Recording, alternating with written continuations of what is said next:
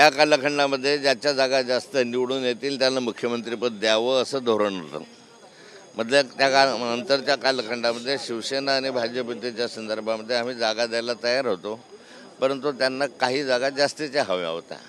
पूर्वीच्या कालखंडात 117 अधिक 143 अशा स्वरूपाच्या जागा आम्ही घेत होतो. त्याच्यानंतरच्या कालखंडामध्ये शिवसेनेला अधिकच्या जागा हव्या होत्या आणि भाजपला तर आपली परिस्थिती पाहून अधिक जागा द्यावा अशी विनंती होती. 4-5 जागापर्यंत तडजोडीपर्यंत आलेही होते, परंतु या 4-5 जागा ज्या आहेत त्या कुणीही एकमेकांना द्यायला तयार नव्हतं आणि मग भूमिका टोकाची झाली. शेवटी भारतीय जनता पार्टीने एकट्याने लढायचा निर्णय घेतला आणि युती तोडण्याचा निर्णय झाला. हा निर्णय जो आहे तो पक्षीय पातळीवर झाला, पक्षांतर्गत चर्चा करून तो झाला आणि विरोधी पक्षनेता म्हणून मी तो जाहीर केला.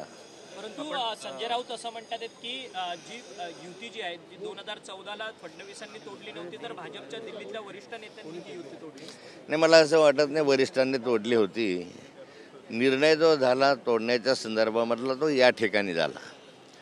भारतीय जनता पार्टीच्या कार्यकारी समितीमध्ये कार्यकर्त्यांशी चर्चा करून निर्णय घेतला आणि हा निर्णय वरिष्ठांना दिल्लीला पोहोचवला, दिल्लीला कळवला.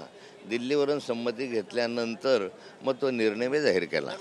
मग या सगळ्याला तुम्ही असं म्हणताय की देवेंद्र फडणवीस जबाबदार आहेत, कारण खाली जर निर्णय झाला असेल तर तो फक्त वरती पोहोचवला असं म्हणायचं. देवेंद्र फडणवीस त्या निर्णय प्रक्रियेतला एक भाग होता आणि आता देवेंद्र फडणवीस पक्षाचे अध्यक्ष होते आणि मी विरोधी पक्षनेता होतो.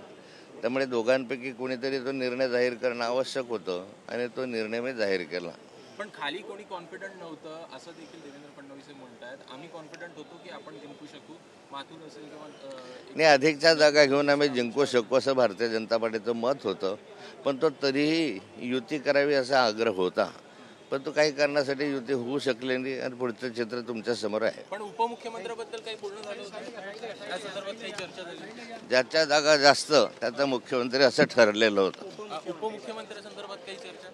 नंतर तो उपमुख्यमंत्री स्वाभाविक आहे, ज्याच्या जागा कमी तो उपमुख्यमंत्री. अच्छा, तो होणारच ते हेही ठरलं.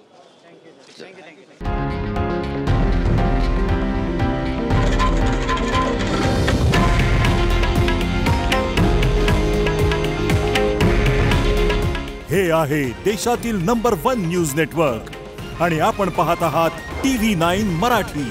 काळजी तुमची, हित महाराष्ट्राचं.